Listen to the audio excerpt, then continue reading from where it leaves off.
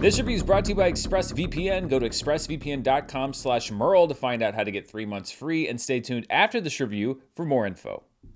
Hello everybody, I'm Dan Merle here with a review of two really solid animated options as we ramp into this holiday and Christmas week. One of these movies is opening in wide release today nationwide here in the domestic market. The other one has been available on Netflix for a couple of weeks now, but I haven't had a chance to talk about it. Let's talk about the first movie though, which is releasing in theaters this week, and that is Puss in Boots: The Last Wish. This latest Shrek-adjacent film is from The Croods and New Age director Joel Crawford and first-time feature director Januel Mercado. The screenplay is from Paul Fisher, who co-wrote The Croods and New Age and the Lego Ninjago movie, and Tommy Swerdlow, who co-wrote Illumination's The Grinch. And I know that sounds like a mixed resume, but this is actually a pretty solid animated film. There is little to no reliance on the connections to the Shrekiverse in this movie. This is really about establishing even more Puss in Boots as his own character. Faced with the prospect of living the last of his 9 lives, Puss in Boots decides to hang up his sword and live a quiet life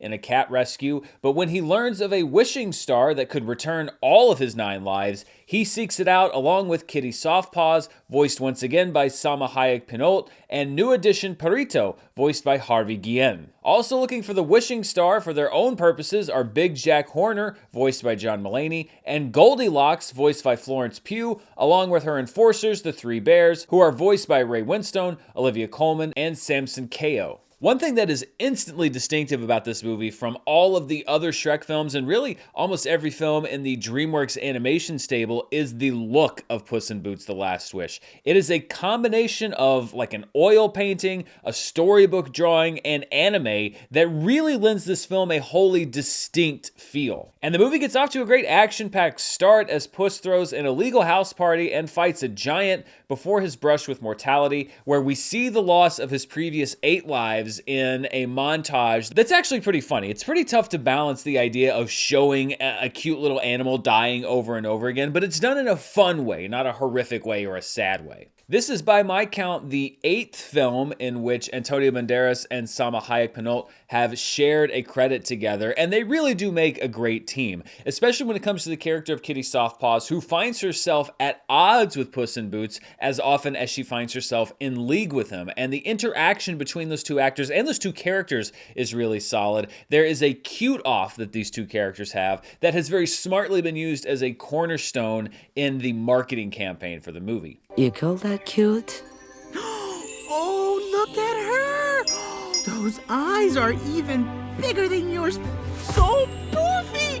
No! With the paws? Come on! With the hat? I also have a little bit of a personal soft spot for Kitty Softpaws because a few years ago, Mara and I were at Universal Studios and we saw the character of Kitty Softpaws walking around. Mara loves cat. Kitty Softpaws is a tuxedo cat like ours, and I've rarely, if ever, seen her as delighted as she was when we met the quote-unquote actual Kitty Softpaws at Universal. So that's a little extra affection I have for that character. Puss in Boots: The Last Wish doesn't have quite as much crossover appeal to the adult audience as the Shrek films, particularly the first couple of Shrek films, but it also doesn't insult the intelligence of the kids in the audience and by extension the parents who are taking the kids to the movies. It really is exactly as advertised, which is a fun adventure with some entertaining characters and a little tinge of darkness with this idea of impending death and doom. And it's actually a disclaimer that I would put on the movie. There is a character that stalks Puss in Boots throughout the film,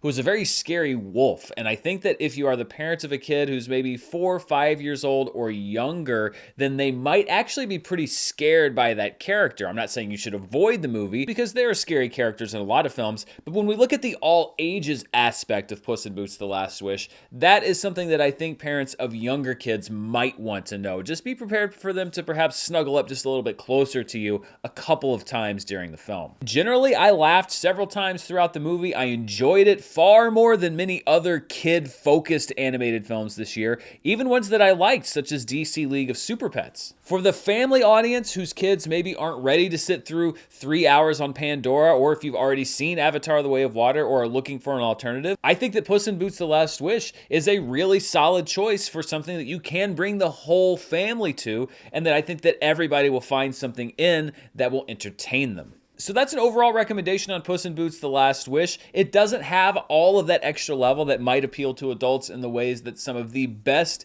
animated films do, but I still think that you're going to have fun with it. But if you are looking for an animated film that definitely does skew a little bit older, then there is an excellent one that people have asked me about for a couple of weeks now that is now streaming on Netflix, and that is Guillermo del Toro's Pinocchio. This movie is the stop-motion realization of a lifelong dream for Guillermo del Toro, who helmed the film along with stop-motion veteran Mark Gustafson. Mark Gustafson was the animation director on Wes Anderson's Fantastic Mr. Fox, among many other projects that involve stop-motion animation. Del Toro also co-wrote the script with Adventure Time veteran Patrick McHale. This version of Pinocchio rejuvenates the story in all the ways that the Disney remake of their animated version that came out earlier this year made it feel stale. You do hit a lot of the beats of the Pinocchio story as we all know it, but in a style that is distinctly Guillermo del Toro's. This does not feel like a watered down version of something that he would want to do. You can tell that this was his vision. And as I said, this is animation, but I wouldn't necessarily say it's for the entire family. If you do choose to bring younger kids into the living room to watch this film, then I would be prepared for some very frank discussions about life and death matters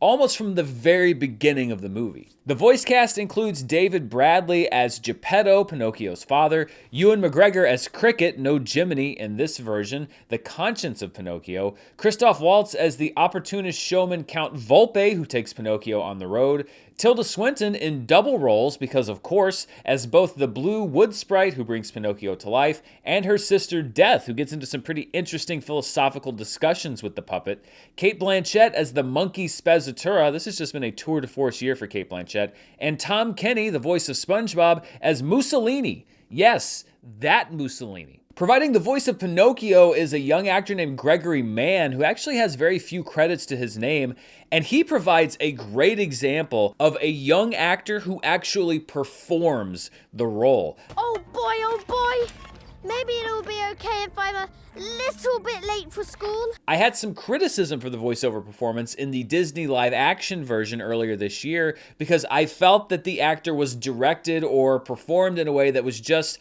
I'm a cute kid who's reading some lines. This is an actual young actor performance, and it really gives this character of Pinocchio an inner light and a life that you need when you're selling the concept of Pinocchio. Gregory Mann also sings the songs well, and there is music in this film. Pinocchio has one of my favorite original songs from a movie this year called Ciao Papa, and the music for that song and the movie in general is done by Alexandre Desplat, who also teamed up with Guillermo del Toro for The Shape of Water. He won an Academy Award for that movie, as did Guillermo del Toro. This really does show you what a director's passion really brings to a project, because with Robert Zemeckis in the Disney live-action remake, I didn't really feel a passion for the material from him. It felt like a contractual obligation, like Disney hires you to do this thing, and he's like, yeah, whatever, I'll do it.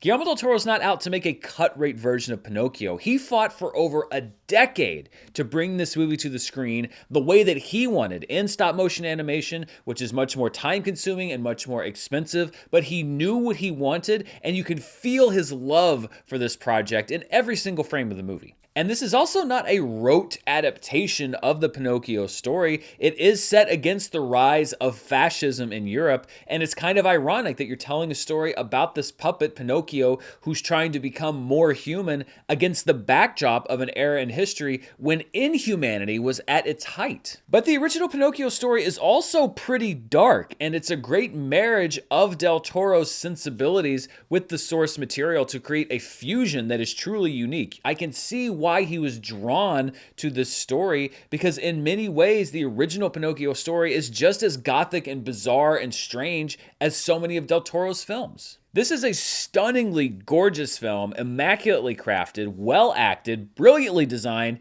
and beautifully scored. It's not just one of my favorite animated films of the year.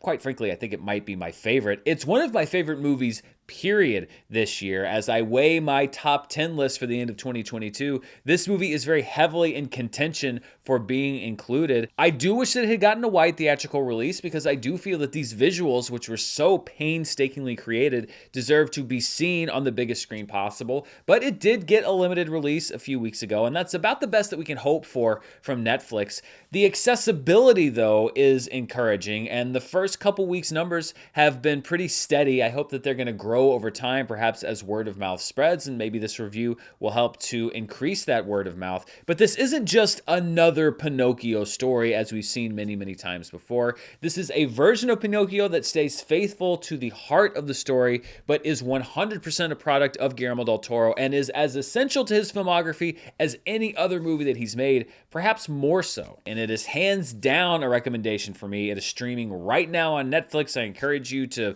hit pause on this video, go watch it, and let me know what you think. But it's also great to know that there's a solid animated film in theaters this holiday season in Puss in Boots: The Last Wish. So we're getting a great double dose of animation as we end the year, and I think that both of these movies will be heavily in contention when we talk about Academy Awards and Oscars and everything else as we go into 2023. What do you think? Are you heading out to see Puss in Boots? Did you catch an early morning screening? Have you already seen it? And are you planning to watch Pinocchio on Netflix? Let me know down in the comments below. And before I go, I want to thank the sponsor for this review, ExpressVPN. The holidays are here, and we all love getting presents from family or friends, or maybe even jolly old Saint Nick. What we don't want is some Grinch watching us, tracking our data, maybe even selling it to somebody else while we're online. ExpressVPN reroutes your internet connection through their secure servers so that your internet service provider and others can't see or log what you do online. Not only does this keep your ISP from tracking your data, it also makes sure that you're safe on public Wi-Fi networks during your holiday travels,